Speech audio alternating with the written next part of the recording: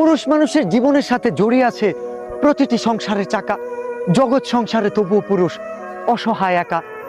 কত চেষ্টা করেও পরিবারের মুখে হাসি ফুটাতে হয়েছে ব্যর্থ। পুরুষ কতটা অসহায় একাকী বোঝা যায় না থাকলে অর্থ। সংসারের বোঝা গাধার মতো বয়ে বেড়ানোর অভ্যাস আছে যাদের, কত কষ্টে জীবন যাপন করতে হয়, দোষ কেন দাও তাদের?